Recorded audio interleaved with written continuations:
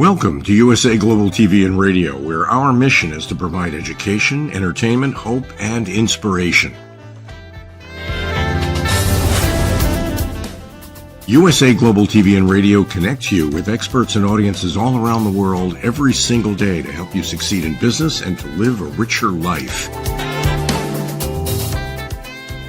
Visit us at usaglobaltv.com to learn about career and life-changing training and mentoring programs like the Listening Mentor. Subscribe to our newsletter to stay informed about our special programs and offers. Discover how you can become a guest on one of our shows or a host or producer of a USA Global TV and Radio show of your very own. That's USA Global TV and Radio, where the doctor is always in.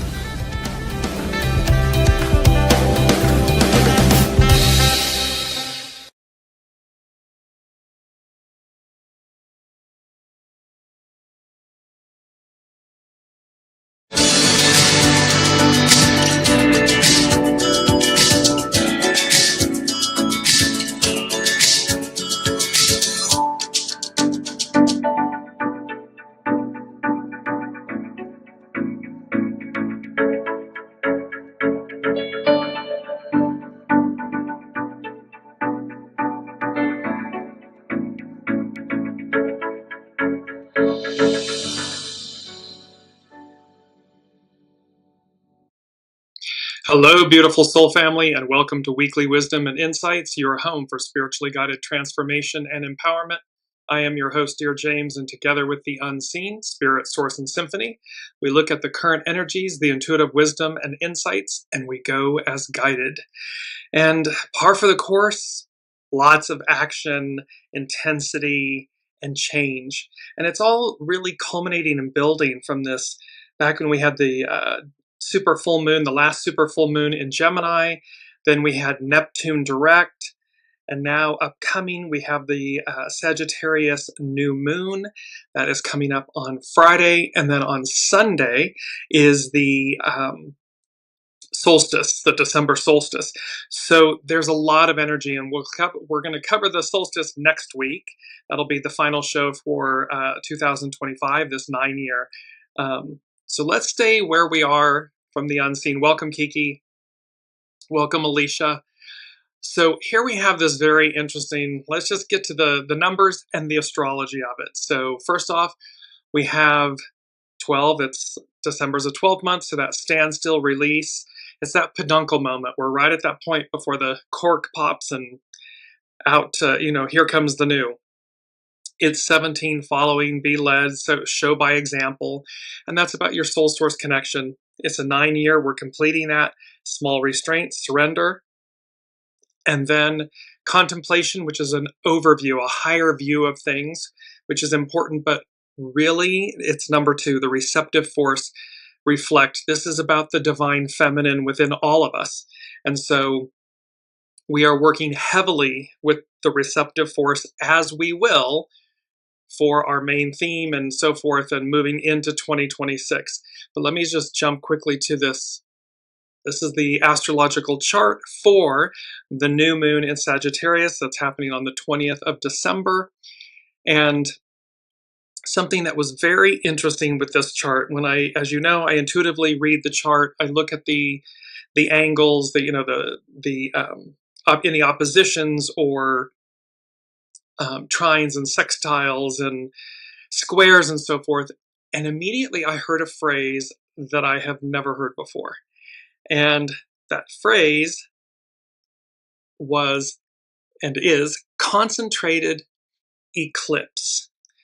And so a concentrated eclipse spiritually signifies powerful, transformative energy, acting as a cosmic pause for deep introspection, releasing the old and embracing new beginnings, disrupting the normal to reveal hidden truths, prompting purification and calling for spiritual readiness or alignment with divine will, varying from a call to manifest, which is a New Age philosophy, to a reminder of judgment or redemption, which is in the Christian faith. It's a potent portal for profound change. So this Sagittarius new moon It's conjunct the galactic center. We'll get to that in a moment. The super full moon that was in Gemini, Neptune turning direct. This is potent energy. It's a potent portal for profound change. Not just gentle intention setting, but rather shaking loose old patterns to usher in authentic growth. It is about transformation and change. It's a dramatic disruption of light and dark, symbolizing major life shifts, breaking old habits, and embracing new paths. Introspection and inner truth. It pulls focus inward, unveiling buried feelings, desires, and deeper self-knowledge, acting like a new moon on steroids. This is a new moon. So this concentrated eclipse, that phrase, again, I've never heard of it before. Here we are. So it's talking about a new moon on steroids. Release and renewal, a time to let go of what no longer serves you, shadows, old stories, and set powerful intentions for a brighter future.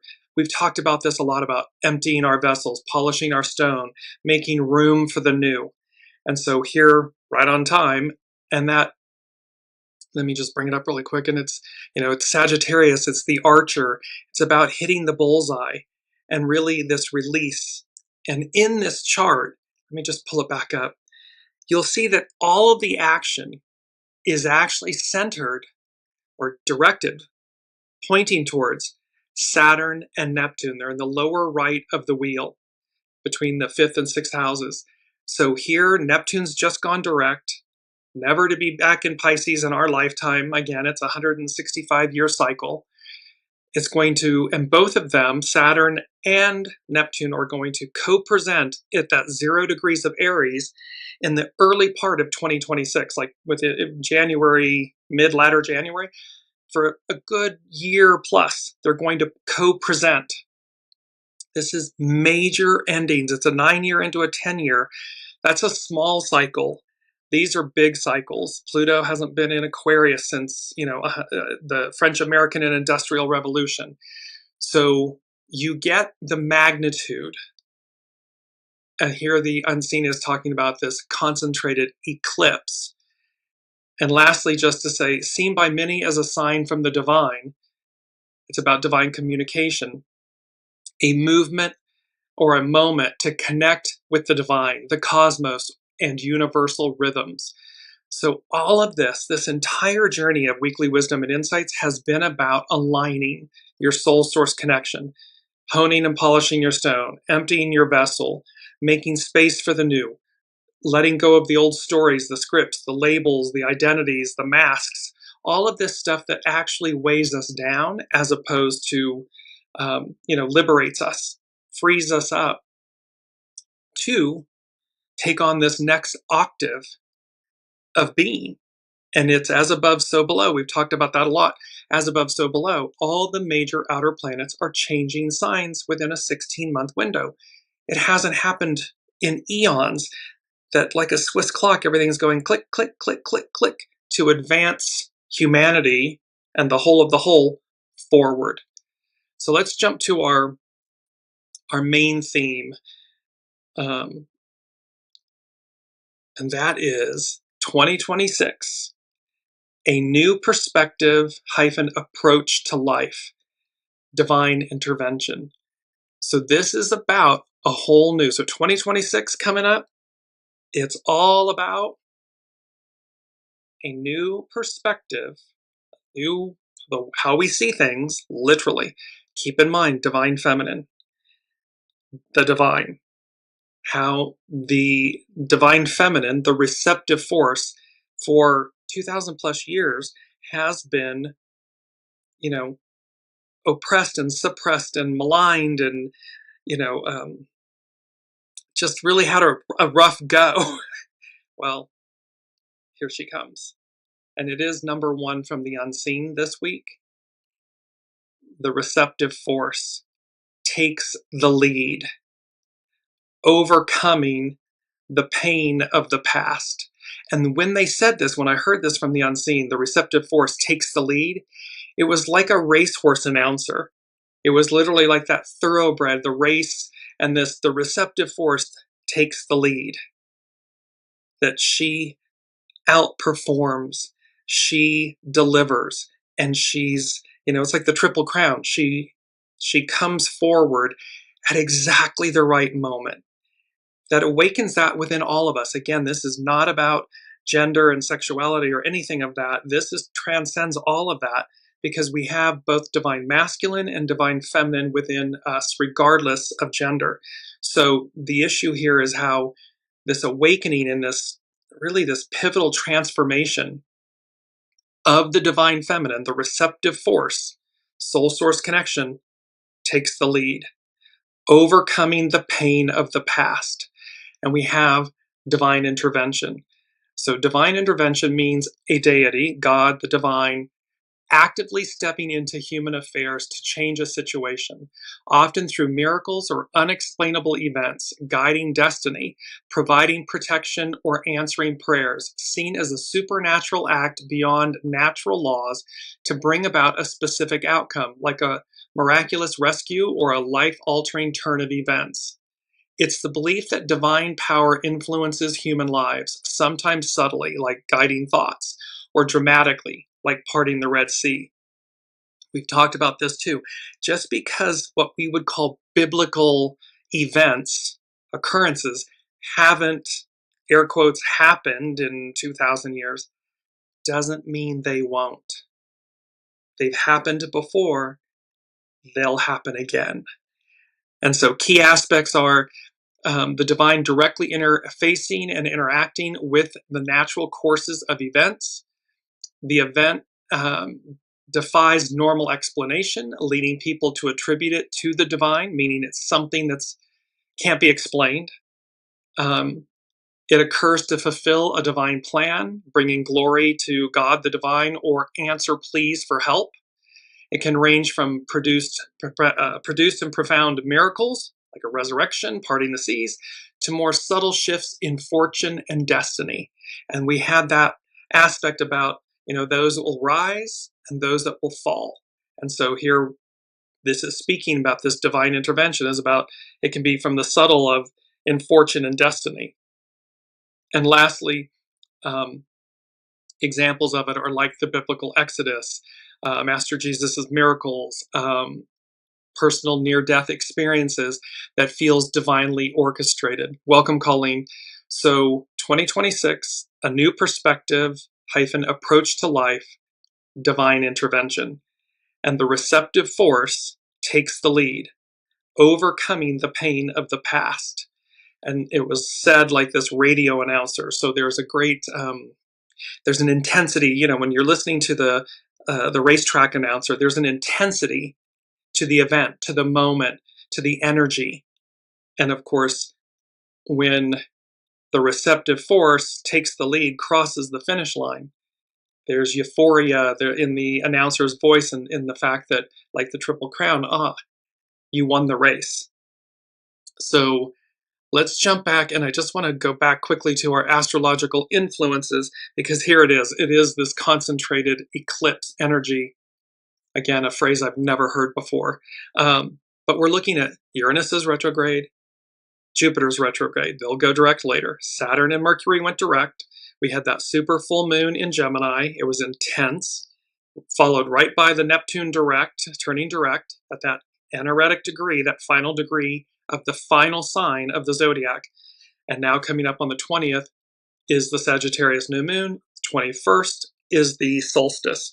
So, and all of this pointing, just bringing that, you can see, and bookending, look at that, the in the lower left corner of the wheel, there's the moon and the sun. They're conjunct at 28 degrees Sagittarius. Bookending them on the left is Venus, on the right is Mars, divine feminine, divine masculine, and they are squaring.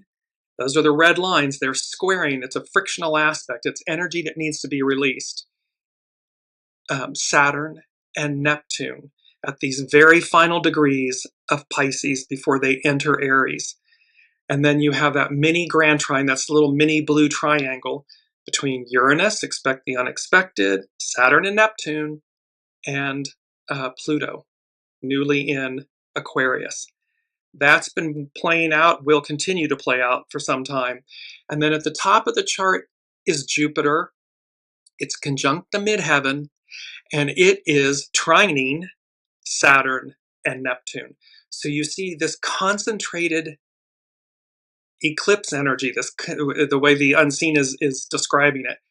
It's pointing, what they're saying to me in the moment, it's pointing to miraculous advance, change, miraculous change. And, whew, pardon me, Lord knows we could use some really, miraculous, positive, beautiful change. 2026, a new perspective hyphen approach to life. It means how we go about life, how we literally think, breathe, operate, and that the receptive force, and let's just go to that quickly because this is from divination.com. It's hexagram 2. It's the receptive power. So it is the divine feminine. And great receptivity attracts great gifts and great blessings. A natural responsiveness attracts success through support and perseverance rather than bold action. Thus, a wise person demonstrates strength like a powerful but gentle mare. This auspicious hexagram, consisting of all yin lines, represents the power of the feminine principle, which has not been honored in our modern world. However, such receptivity is much more powerful and healing than we think or than we know. The receptive force is sensual and subtle and can be overlooked by too much thinking, talking, and planning. When spring comes, does the grass plan to grow? This is a time to concentrate on realities rather than potentials, with how to respond to a situation rather than how to direct or manipulate it. That direct and manipulate is the old, the Piscean patriarchal. It's the ego, mind, personality, human, the I, the me, versus soul source connection, the receptive, listening, knowing, and going, doing as guided. The mature feminine allows herself to be guided by a higher power and is skilled at graceful acceptance. Spiritually, her quiet contribution is highly effective, bringing a deeply felt kind of success. So when we are this quiet contribution and when we are in alignment, our soul is in alignment, our human is in alignment with our soul, with source, with connection, the divine, it's a game changer. It's a new perspective and approach to life. It inverts everything. And yet, we're the guest. We're not the host. It's the master weaver. We're the guest. So when we connect into that form of guidance, GPS guidance, it's far more than we, the human, would ever think to do, think possible. It's just extraordinary. And it just means we need to be in alignment with it. From divination.com, hexagram 2, the receptive force. Do not be too assertive at this time. When you try to direct things now, you are liable to become confused or alienated. Opening yourself to receive what you attract should be your primary concern. So remember, energy, everything's energy. So thoughts, actions, words, deeds. Allow this moment to come to us, to come to you. Be in alignment, be listening. Because when we force something, we end up with that energy, we end up with that result, that outcome. And then we have to work with the consequences of that versus listening. Okay, I'm being told to be patient. I'm being told it's not time yet. Let us follow that wisdom. So opening yourself to receive what you attract should be your primary concern. Be patient and take your time. Here's our first quote. Draw strength from mindfulness, and you will be doubly fortunate. It's a beautiful image of a woman sitting in meditation with her hands in the prayer position. This beautiful, draw strength from mindfulness, and you will be doubly fortunate. Why? Well, because you're tapped in, you're listening. That's where the gold, the magic is. Focus more on feeling than on action. Feeling meaning knowing, intuition, listening. Be broad and deep in your attitude so that you accept everything that comes with grace and equanimity. Be receptive and spacious like the ocean. Let the river of changes flow to you. You might allow a person or a partner to take the lead for now. Strive for a natural responsiveness that is based on inner strength rather than outer show. This is all about inner wisdom, inner knowing, inner strength, listening, and going as guided. You will be able to go further by letting go of control rather than forging ahead under your own steam. And this brings us to our next quote. Receptive power arises through alignment with creative power, not in opposition to it. So the receptive power, divine feminine, arises through alignment with creative power, divine masculine, not in opposition to it. And we've talked about this a lot, that the Aquarian matriarchal we the people era is not the divine feminine over the masculine, which is what the patriarchal Piscean is. It's the equilibrium of them. It's the harmony of them. It's the divine masculine in service to the divine feminine. The receptive force, the divine feminine, takes the lead, overcoming the pain of the past. And of course, we know this, what is nurturing and maternal heals. So it overcoming the pain of the past. We will overcome the pain of the past through the receptive force, through a new perspective and a new approach to life, through divine intervention, through going as guided, listening and going as guided. Number 2 from the unseen, no nonsense activation, outcome, results. And they said, be-get ready for the blast off. And we had this, last week or the week before, blast off. Things are moving fast. So the unseen is saying this energy that we're talking about with this Sagittarius new moon, that's a concentrated eclipse. It's like a new moon on steroids. Well, no nonsense activation, outcome, results. Get ready for blast off. And this has to do with the fact, and I'm going to go to it now this is from Pam Youngins at North Point Journal. And what she's talking about is how this new Sagittarius new moon that's occurring on the 20th is conjunct. It's a degree away from our galactic center, the very central point of our universe. So Pam Youngins, North Point Journal, a galactic new moon. At the center of our galaxy is a supermassive black hole about the size of 4 million suns. Our solar system and our entire galaxy rotate around this mysterious point in space, which is appropriately named the galactic center. From Earth's perspective, the galactic center is located at 27 degrees Sagittarius. This new moon on Friday, on the 19th, 20th, depending on where you are, occurs at 28 degrees, 24 arc minutes Sagittarius, and thus is tightly conjunct the galactic center. Astrologer Philip Sedgwick has done extensive research on the metaphysical aspects of the galactic center and shares these insights. And this is from Philip Sedgwick through Pam Youngins North Point Journal. The galactic center emits a wide array of powerful radiation, most notably infrared. This infrared energy pressures the subconscious mind, providing the release of learned behavior and memories. You can't make this up if you try. This emptying of the vessel, this polishing the stone, the letting go of the masks and the identities and the old scripts and labels and all this stuff. And here, astrologer Philip Sedgwick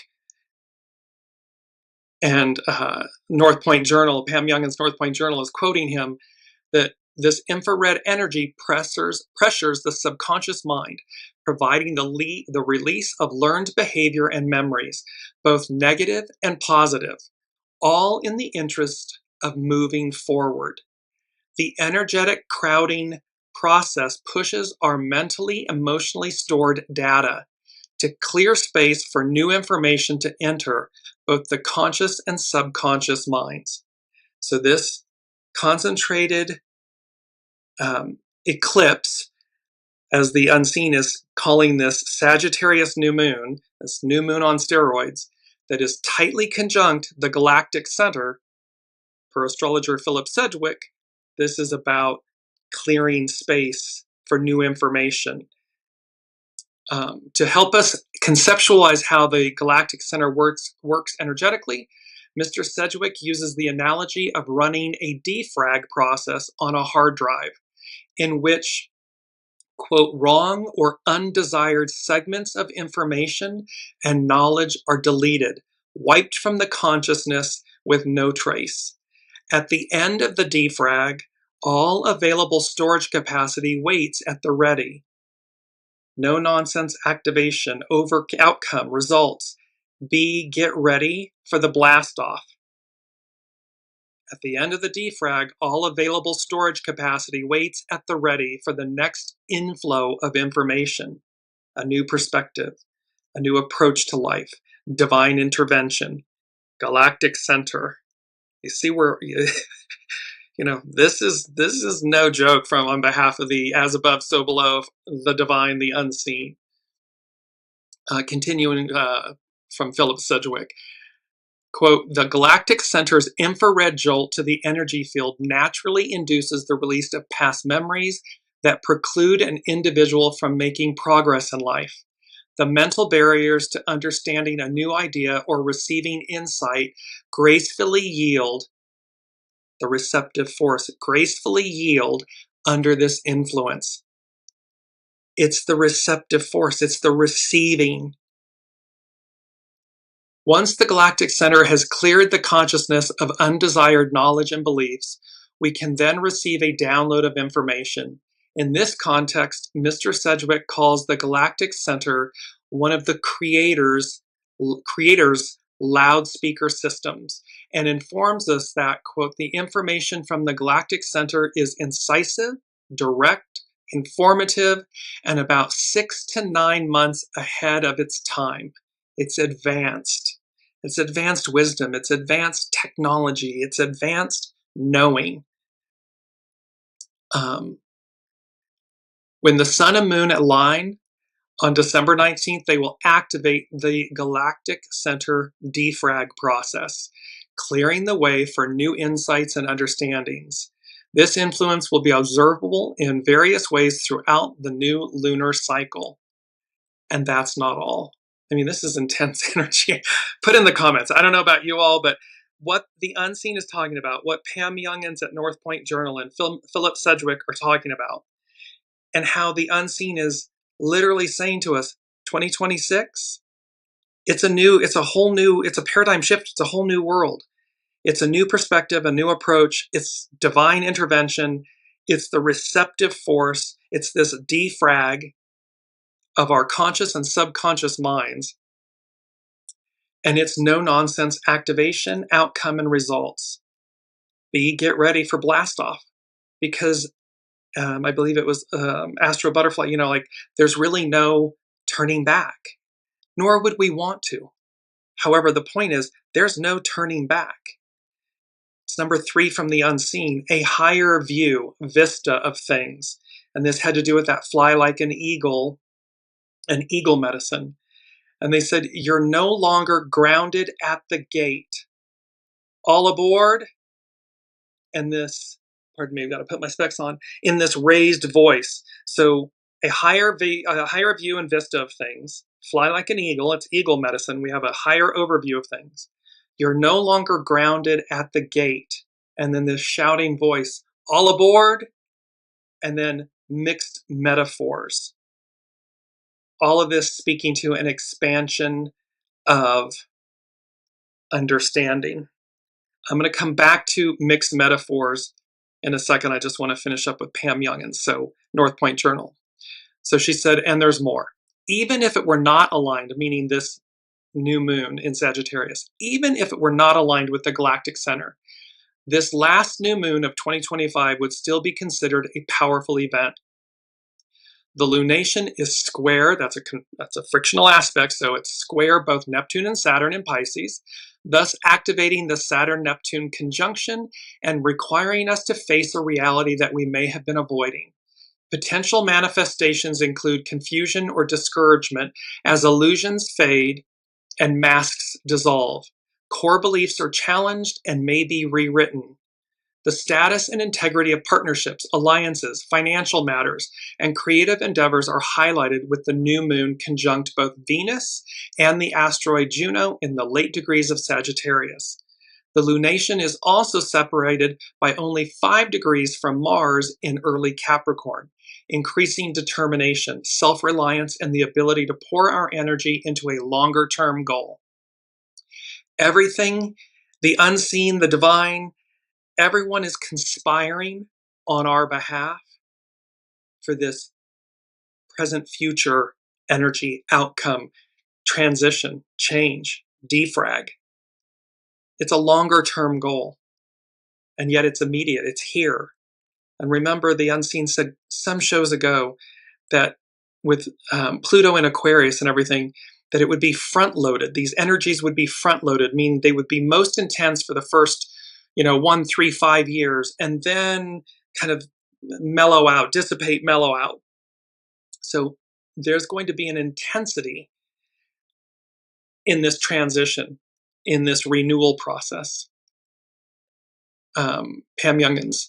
Restlessness and rebelliousness are woven into the fabric of the new moon due to a very tight quincunx aspect to Uranus. Unexpected or surprising events can occur when the sideways spinning planet is strongly activated.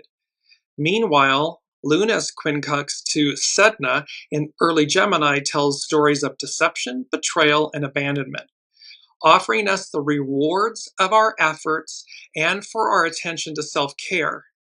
The new moon is also trine both wounded healer Chiron and Eris, warrior for women's rights.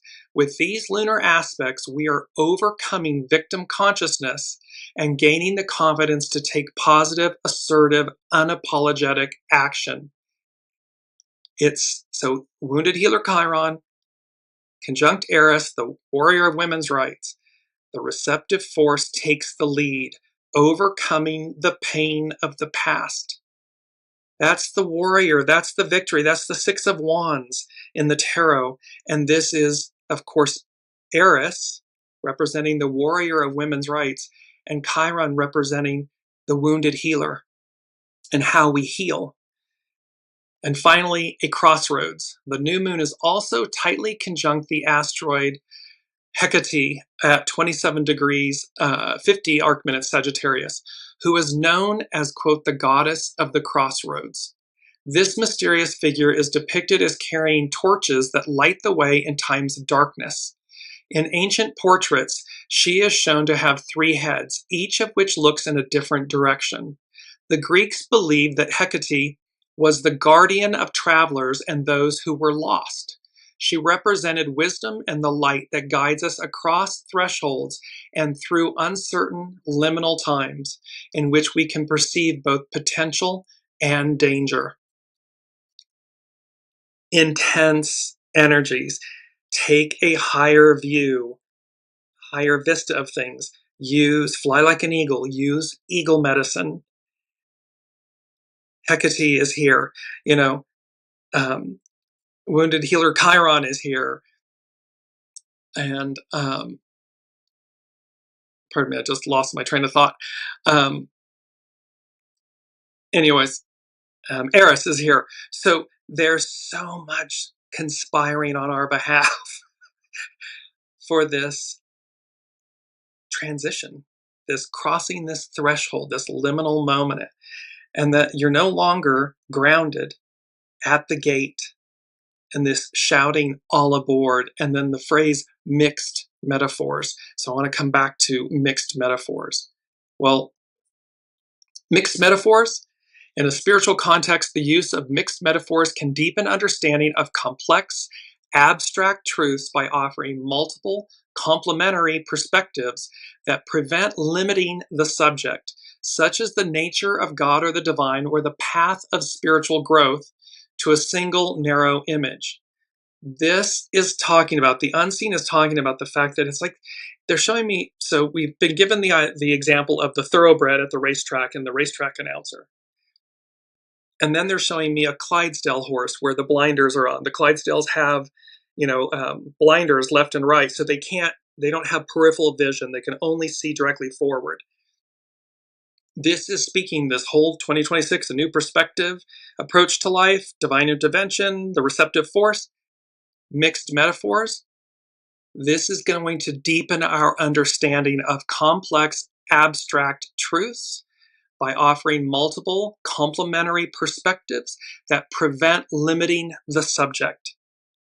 Our understanding of the unseen, the divine, the receptive force, the role she plays, its spiritual significance, rather than being a literary error, the intentional mixing of metaphors in religious and spiritual texts is a deliberate rhetorical device with specific purposes. Spiritual concepts such as the multifaceted nature of God, the divine, are too rich to be captured by a single image. Combining images, meaning God as both father and mother, warrior and artisan, highlights areas of overlap and nuance that would be overlooked in isolation. When a reader encounters contrasting images, they are prompted to engage more deeply with the text to find the coherence between them, leading to stronger feelings and deeper insights than hard, cold facts might provide. This might be, and again, remember that defrag, the hard drive. We have the wisdom that we have, the knowledge that we have. It's been written onto our hard drives, individually and collectively. Now comes this defrag process that removes everything that's not necessary. It's going to clean up the hard drive, emptying the vessel for new information that's going to expand us, an expansion of understanding, this higher view, higher octave. So our hard drives, our operating systems are going to be defragged. They're going to be expanded, things activated. We've talked about what scientists have called dark or junk DNA, and the unseen speaks of divine DNA. And that activation, well, what wisdom and knowledge, what information comes with that awakening, that activation that writes new perspectives, new opportunities onto our hard drives. Lastly, by presenting a variety of images, religious writers encourage an attitude of wonder and humility, challenging the reader not to get stuck on one particular and potentially limiting metaphor. This prevents human understanding from becoming, quote, an idol that restricts the infinite richness of the divine reality. Figurative language uses concrete, everyday images to speak passionately about abstract, transcendent truths. A mixed metaphor can create a wonderful challenge by juxtaposing images in a way that suggests the subject is beyond full human comprehension, a mystery that inspires contemplation. And here, a higher view and vista of things, fly like an eagle medicine. You are no longer grounded at the gate. That's a metaphor for an image of an airplane. So aviation travel. You're no longer grounded at the gate. All aboard, well, that speaks to either trains or ships. So there's a mixing of metaphors, these mixed metaphors, and expansion of understanding. It takes us to number 4 from the unseen, which is always foundational. 4s are foundational. And they said, round and round and round it goes. And then they put in parens, evolution. Where it stops, nobody knows. And then the wheel of fortune. And they said, it's all or nothing. No half measures will do, will suffice. So I just want to take us to round and round and round we go. So the phrase round and round and round it goes, where it stops nobody knows, originally associated with games of chance, carries several potent spiritual and philosophical meanings related to life's cyclical nature, the concept of karma, the unpredictability of fate, and the importance of surrendering control to a higher power.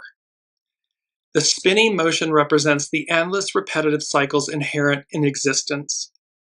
The continuous loop symbolizes birth, life, death, and rebirth. It's reincarnation, or samsara, in Hinduism and Buddhism. Just as a wheel spins without a clear beginning or end, life is seen as a constant process of renewal and change. This is also the phoenix medicine that we've spoken about. The circular nature can signify eternity and timelessness, suggesting that while events repeat in cycles, seasons, days, human experiences, we've talked about astrology being cyclical, not identical, they are part of an infinite ongoing process that is beyond human comprehension. We're going to be, let in on a greater or a more vast array of mysteries, secrets, perspectives, living with this upcoming energy and with this Sagittarius new moon, this concentrated eclipse energy. On a personal level, it can refer to the repetitive, sometimes self-defeating cycles in life where individuals keep making the same choices or experiencing the same issues, running around in circles, without making real progress unless they make a conscious change. That conscious change is to harness your free will to recognize what you're doing, stop and pivot. Listen to the unseen, to your soul source connection. Harness the divine masculine, the creative force, in service to the divine feminine, the receptive force. That's a game changer. Then we break the cycles of secular running around in circles. The uncertainty of where the wheel will stop points to the unpredictable nature of life and destiny.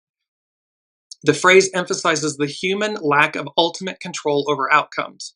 Many spiritual perspectives suggest surrendering this control and trusting in a divine plan or a higher power, as nobody knows the ultimate destination, because we're the guest, not the host.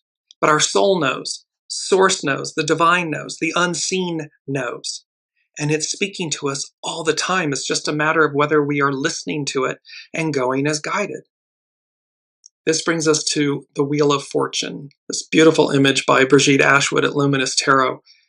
This evokes the classical, so the Wheel of Fortune, this evokes the classical and medieval concept of the Wheel of Fortune, where one's status or luck can rise and fall unpredictably, and the stopping point is purely a matter of chance or divine will, not entirely personal effort. A spiritual meaning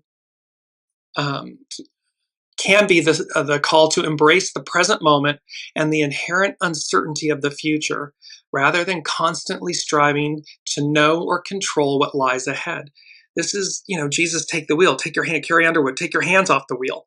Because again, when we try to manipulate and control, it creates stagnation and it creates goo, shadow energy, lack. Where when we just say, okay, I may not know, it's the unknown, but I'm in alignment with the unknown. And so by default, there's knowing. There's a knowing that that's what I'm doing. There's a knowing that I'm trusting. There's a knowing that I'm listening. There's a knowing that I will be guided. I will be led. And thereby, I align and I take action or I take inaction, whatever the case may be, as guided. And lastly, it's about cause and effect, the principles of karma. The idea that what goes around comes around is a core spiritual concept similar to the law of karma, where actions have consequences that eventually return to the doer. The round and round motion illustrates this circulation of positive or negative energy and actions within one's life or across lifetimes. In essence, the phrase round and round and round it goes, where it stops nobody knows, is a powerful metaphor for the flow of life's journey. a journey that is continuous and ultimately in the hands of forces beyond individual knowledge or control. One can say that it's I, me. One is welcome to do that. You are welcome to do that. However, it negates the vastness of who you are, the vastness of your origin, the vastness of what is guiding you every step of the way. And so again, like the divine feminine, that has been oppressed and suppressed and maligned and diminished and negated, this is your soul. This is your soul source connection. This is the divine, the unseen, that has been treated in the same manner. And at what point do we wake up? Because they're saying, be ready, get ready for the blast off, because it's upon us. It's here. And lastly, the Wheel of Fortune is the 10th card, and it's the 10th major arcana in the tarot. And it signifies destiny, change, and life's inevitable cycles, representing the ups and downs we can't control, reminding us that good times and bad are temporary. It suggests turning points, luck, karma, and spiritual evolution, often appearing when major shifts in fortune, career, or relationships are occurring. Symbolically, it features a revolving wheel with figures like the Sphinx, which represents wisdom, and Anubis, representing transformation, on its rim, surrounded by four winged creatures represented by the fixed zodiac signs Taurus, Leo, Scorpio, and Aquarius. Its ruler is Jupiter. Jupiter is here in this, look at Jupiter conjunct the midheaven, trining. It's a positive aspect in astrology, trining Saturn and Neptune. And its element is fire. It's the creative force. So now we move to, telling you there's a lot here. Number five from the unseen, denoting change. It is both, it's our mantra, and the word is abracadabra. And of course, this is associated with quote unquote magic, right? Abracadabra. It's also what abracadabra means is I will create as I speak. That's literally what it means. So abracadabra means I will create as I speak. This is potent and important, this mantra. Continue utilizing it, religiously, consistently. Keep this and bear this in mind, because what we are being reminded of is this ancient wisdom where something abracadabra has been trivialized, if you will, down to something that's in a animated feature film or something, or play with magic, or even ridiculed, like, oh, abracadabra and bunnies come out of a hat. But at its origin, at its core, I will create as I speak.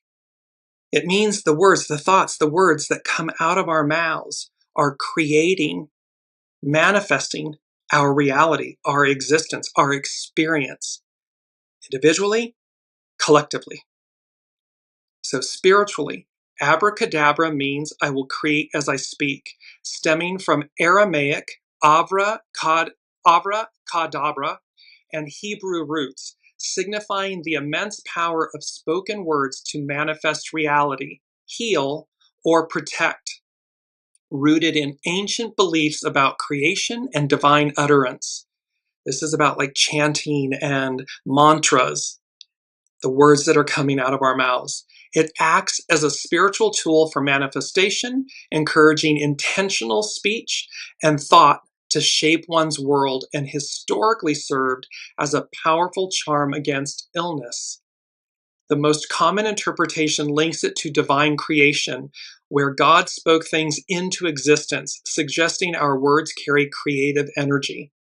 In esoteric traditions, it's used to unlock consciousness and manifest desires, highlighting the connection between mind, word, and reality. Historically, it was inscribed in triangular patterns on amulets to ward off sickness, particularly malaria, as a powerful spell. Some theories connect it to Hebrew Ab, father, Ben, son, and Ruach HaKodesh, I hope I didn't, Holy Spirit, linking it to divine forces. Using the word as a reminder to be mindful of what you speak, ensuring your inner voice and outer words are positive and constructive. This is how you can apply this spiritually daily. And reciting it to activate, so in activation, reciting it to activate spiritual energy or focus intent on a specific outcome, making it a powerful mantra for personal creation. This beautiful, I'm just going to bring it up, this beautiful, and the image is of this iridescent rainbow colored lit up tree of life. Abracadabra. I will create as I speak. Very powerful reminder as we move into the new 2026, this new perspective and this new approach to life with divine intervention and the receptive force. Because again, there's power in remembering ancient wisdom. So abracadabra isn't a silly, trivialized word or statement used by magicians and so forth in animated films or something, or at a fun house. It's literally a reminder of the divine, of how we create. And this, I will create as I speak. And to use this word, abracadabra, throughout our day with focused intention, with purity, can't say that enough, the purity of intention with purity, but harness the power and the magic that lies within it. It's number 5, and 5 denotes change.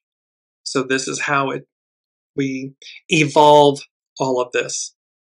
So, and let me go to our key word. Our key word is recompense. And recompense, and you see this beautiful image again, Lady Justice, and she has these beautiful scales. And of course, there are 2 scales, correct? So in the Bible, recompense means to give back an equivalent for something done, suffered, or given, encompassing both reward for good deeds, like the divine rewarding the faithful, and punishment for evil, with the divine acting as the ultimate judge who justly repays each person according to their actions, urging believers to wait for divine justice rather than seeking personal revenge. It signifies the divine's meticulous equity, ensuring loyalty is rewarded and evil confronted, often in future judgment or a coming kingdom. So that's from a biblical standpoint. Recompense. It means, again, who's rising, who's falling, who's rising from obscurity, who's falling from grace. And that it is divine intervention. This is divine recompense. This rewarding, giving back an equivalent for something done, suffered, or given. And it speaks to, there's many, divine justice, reward and punishment, waiting on the divine, this contrast to human retribution, because unlike human justice, which can be flawed, biblical recompense or divine recompense is based on the divine's perfect standards, differentiating it from simple human compensation. So again, it's when we move below the surface, many times an event will occur and we will immediately be in judgment. We will immediately react. And yet, when we prevent that from happening, when we stop ourselves from doing that and we just stand back, we can allow a greater contemplation, a higher view of things, a deeper view of things. And with time, these things play out. In the moment, it can be gut-wrenching. And yet, over time, it doesn't mean that the event that occurred wasn't traumatic or tragic or life-altering and so forth. It just means that we're willing to look below the surface to find the wisdom, the pearl, and this recompense about how divine recompense, how we're being given. And in this image, again, the female image, Lady Justice, the scales, and how that's being meted out, being given, but from a higher force, a higher plane, and thereby, we don't need to take, in a negative way, we don't need to take things into our own control in our own hands.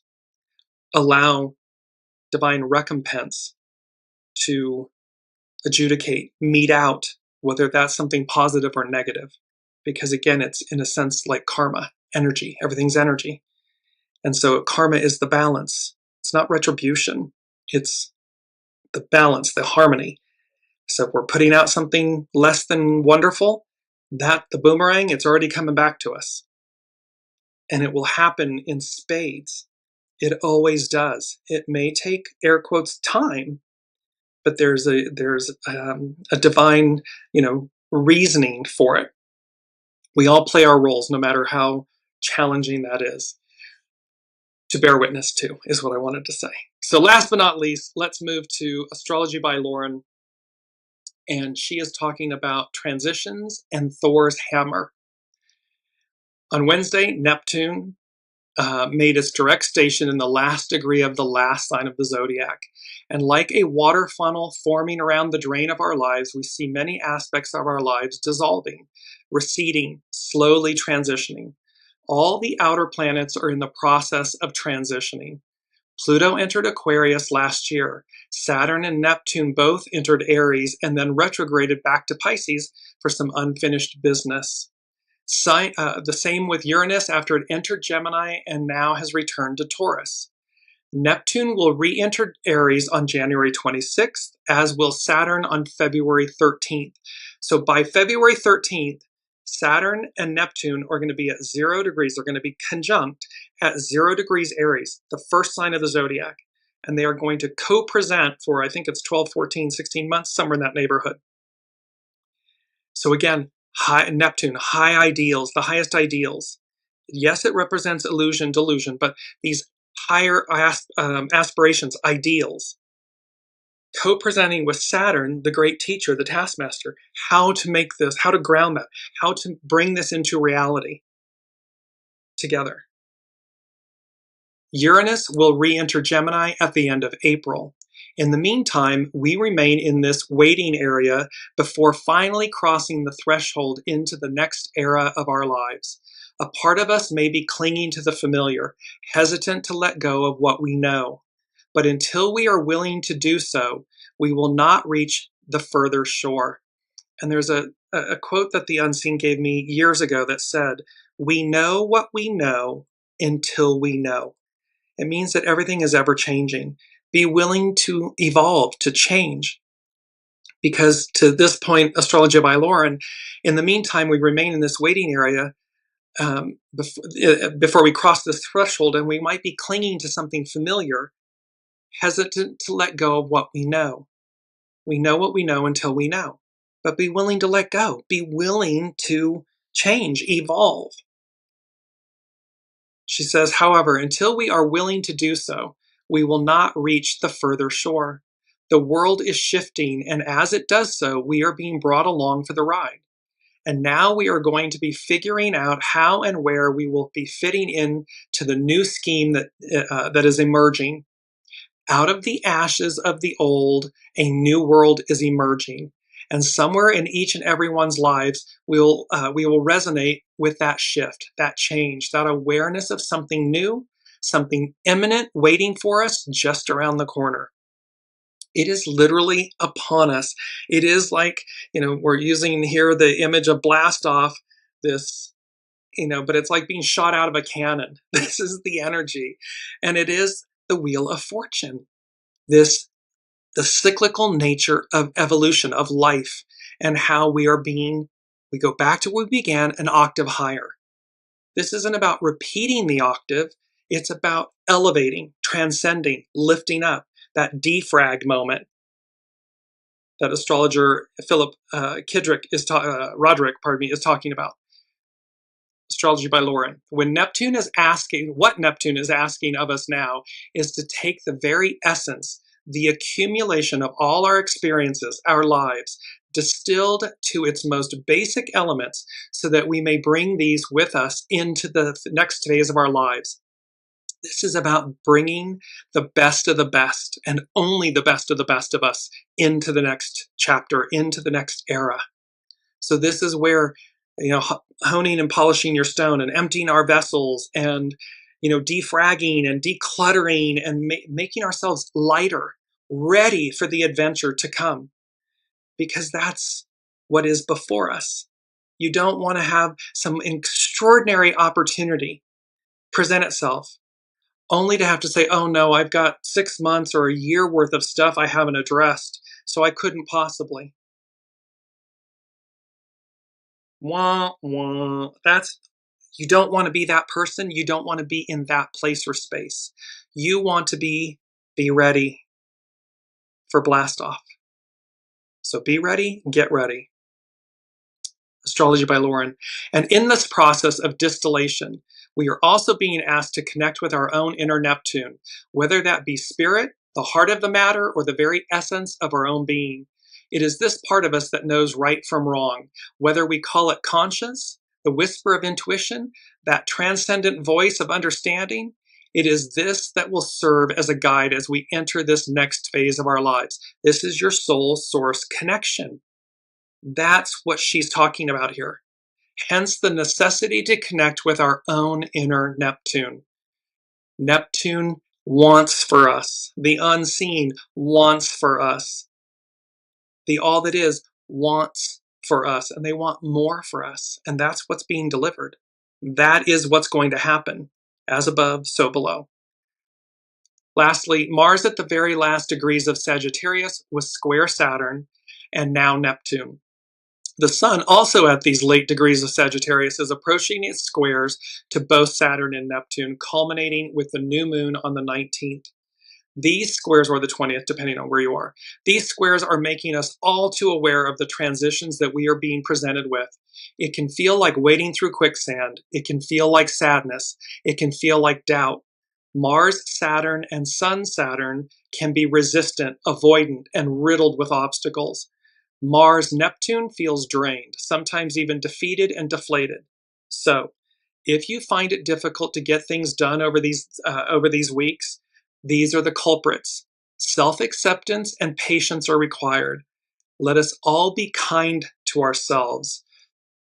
It is this moment of up-leveling, and it's about being proactive and listening. Doing what's necessary. Take the necessary steps in a receptive force manner, meaning I know what to do or not to do, and I'm listening and I'm going as guided. And finally, Thor's hammer, this astrology by Lauren. Thor's hammer is a name given to a configuration, an astrological configuration, of at least 3 planets that form what looks like a clunky spear. With 2 planets forming a 90-degree angle, that's a square aspect to one another.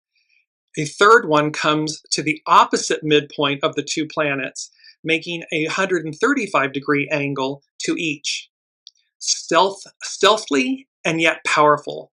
What was previously an aching conflict suddenly becomes quite powerful, quite obvious, and can no longer be denied. The unseen has been talking for weeks about how it's full frontal. Everything's coming at us. We can't ignore it. We have to face it. We have to defrag it, cleanse it, purify it as we move into the new. On today, Wednesday, Mercury insinuates itself into the lingering Jupiter-Chiron square, forming Thor's hammer. Quick and fleeting, this configuration will be most evident from Tuesday through Thursday, so it's quick and fast.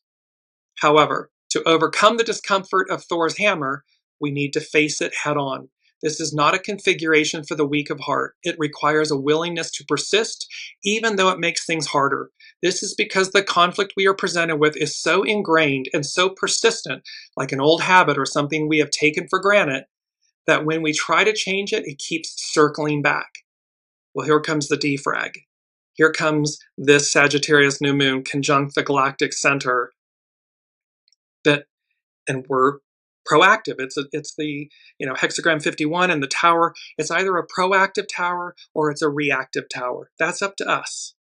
Because that's the way things are, pardon me, or always have been. It's what we had become accustomed to, but eventually, with effort, we can create radical, transformative, and profound changes in our own lives. Because we don't have to wait for this new moon conjunct the galactic center to defrag our hard drives. We can do that as a matter of daily business. Where was I? Where am I today? And we rewrite, we retrain our brains, we rewrite the scripts of our lives by emptying our vessels, by doing what's necessary, by being proactive. That's a game changer. That's a consistent maintenancing of our hard drive, our operating system. Astrology by Lauren. Just because we are accustomed to things being a certain way doesn't make them right. The old narratives, the guilt, the shame, the habits, the ancient wounds that rear their heads. Mercury is making us aware of our own undoing as it navigates the Jupiter-Chiron square, which becomes exact next week on the 21st. Mercury brings awareness. So fleeting it may not be loud, this Thor's hammer, but it could be life-changing, telling us this cannot go on as it has. So again, if you get that knowing, if you just know there, and the unseen, they speak with a quiet force. It can be loud, but it's not monkey mind. It's not ego mind, personality, human chatter. It's an intense pressure. It's a knowing and a pressure. This is what Astrology by Lauren is speaking about. So Mercury brings awareness. So fleeting it may not be loud, but it could be life-changing, telling us this cannot go on as it has. That's a knowing. You'll know. I've got to make this change. I must do this. Or what happens when I don't? Well, you get a cosmic 2x4.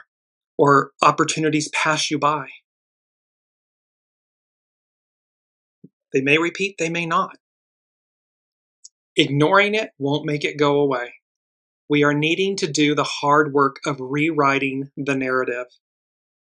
And lastly, she concludes with a quote by Margaret Atwood. Ignoring isn't the same as ignorance. You have to work at it.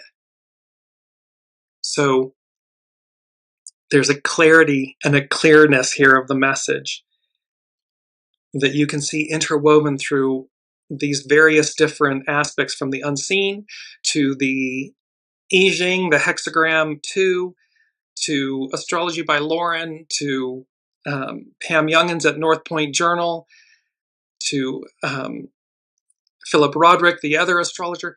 All of this is pointing to this moment of change, of a new perspective, a new approach to life, this divine intervention. The receptive force takes the lead and overcomes the pain of the past. No nonsense activation, outcomes, results. B, get ready for the blast off. There's a defrag because of this concentrated eclipse, Sagittarius new moon energy, in that it's conjunct the galactic center. It's going to offer us a higher view, a higher vista of things. It's eagle medicine. You're no longer grounded at the gate. All aboard, mixed metaphors, and expansion, of understanding. Round and round and round it goes. Where it stops, nobody knows. It's the Wheel of Fortune, and it's all or nothing. No half measures will do or suffice. You're either all in or you're not. It's either a proactive, cosmic lift and whatever, or it's a reactive one. Tower. And lastly, abracadabra. I will create as I speak. That item alone is a life game changer. Just keep saying to yourself, abracadabra, as you work with the purity of intention throughout your day, throughout your life, so that I will create as I speak. You're aligned with the divine, with your soul, with the feminine, the divine feminine, and how that is a game changer, and it's in complete harmony and alignment with what's before us, what's to come. Can't wait to see what's happening next. We're going to cover, as I said, the solstice, the December solstice that's occurring on the 21st in next week's show, and that will close us out for this year, for 2025, and we will pick it back up in very early January in 2026, a 10-year, a new beginnings. But we will see you again next week. Until then, be well. I love you all, and thank you for absolute everything, your presence, your energy, everything. I know I say that a lot. It means the world to me, and I love being on this journey with you. So until then, namaste. We'll see you next week.